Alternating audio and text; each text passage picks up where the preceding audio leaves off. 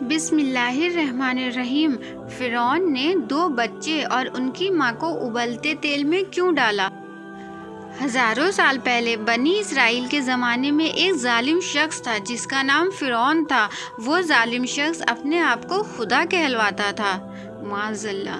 فرعون کی ایک باندی تھی جو کہ بعد میں مسلمان ہو گئی تھی۔ اس نے موسیٰ علیہ السلام کا کلمہ پڑھ لیا تھا کیونکہ اس ٹائم موسیٰ علیہ السلام کا ہی زمانہ تھا۔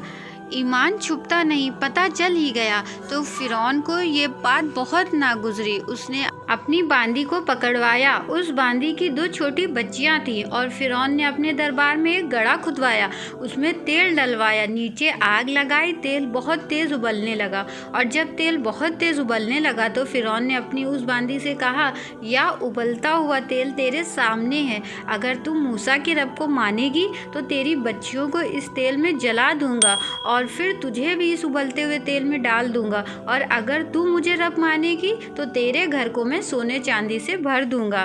اس باندی نے کہا، فرعون یہ تو میرے 2 بچے ہیں، اگر میری 100 بچیاں بھی ہوتی تو میں پھر بھی ان کو اللہ کے لیے قربان کر دیتی۔ سبحان اللہ۔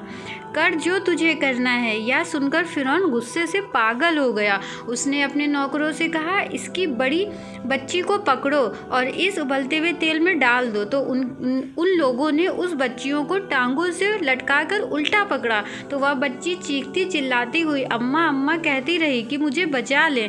ماں نے اپنی آنکھوں سے بچی کو تیل میں ڈوبتے ہوئے دیکھا، پھر وہ بچی تیل میں ایسے ابھری جیسے مچھلی تیل میں ڈالو تو اوپر ابھر کر آ جاتی ہے۔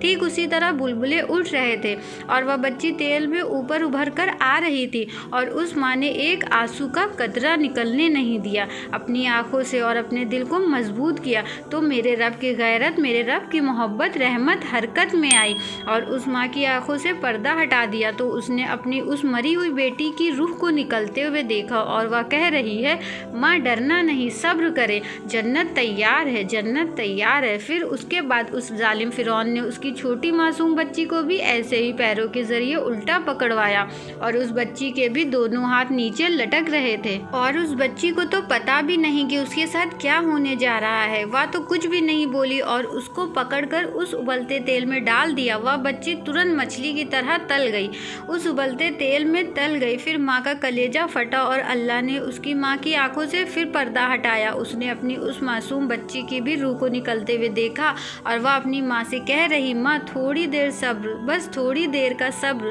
پھر جنت تیار ہے۔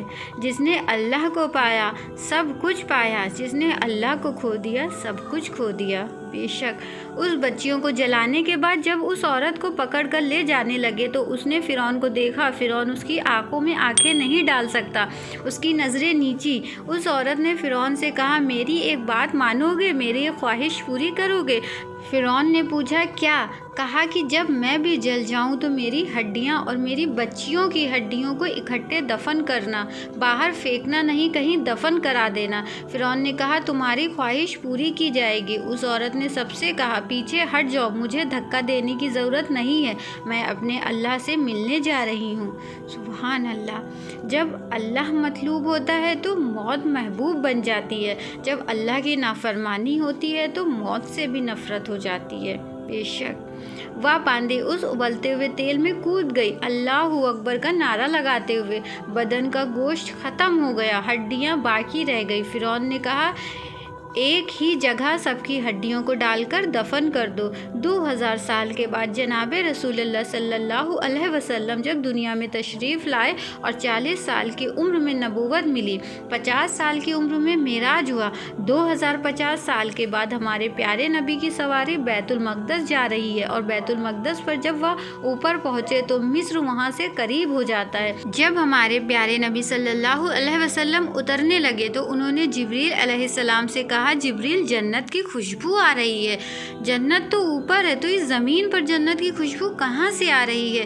جبریل علیہ السلام نے عرض کیا، یا رسول اللہ، فرعون کی ایک باندی تھی جو اللہ سے اپنی جان اور اپنی بچیوں کی جان کا سودا کر گئی، تو اس عورت کی اور اس کی بچی کی ہڈیوں کو جہاں دفن کیا ہے، جس دن سے ان کو دفن کیا ہے اور آج کے دن تک یہ خوشبو وہیں پر سے آ رہی ہے اور یہ خوشبو قیامت تک آتی رہے گی۔ اللہ اپنے نام پر قربان ہونے والے کی ایسی قیمت لگاتے ہیں۔ پہلے اپنی منزل طے کرے کہ مجھے اپنی زندگی سے لینا کیا ہے، مجھے اللہ کو پانا ہے، اور اگر اللہ راضی ہے تو موت سے بڑا کوئی تحفہ نہیں، موت سے خوبصورت کوئی پیغام نہیں، اور اگر اللہ ناراض ہے تو موت سے خوفناک کوئی پیغام نہیں۔ بے شک اللہ ہم سب کو دین پر چلنے کی توفیق دے۔ اگر آپ کو یہ حدیث پہلے سے معلوم تھی تو ہمیں پلیز کامنٹ کر کے ضرور بتائیں، اور کامنٹ میں ایک سبحان اللہ ضرور کر دیں۔ تو پھر چلیے، اگر آپ کو میری آج کی دینی تعلیم کی ویڈیو پسند آئی ہو تو میرے چینل کو پلیز سبسکرائب کر لیں، اور میرے اس ویڈیو کو لائک اور شیئر بھی کر دیں، جس سے آپ کی زندگی و آخرت دونوں بہتر ہو۔ آمین۔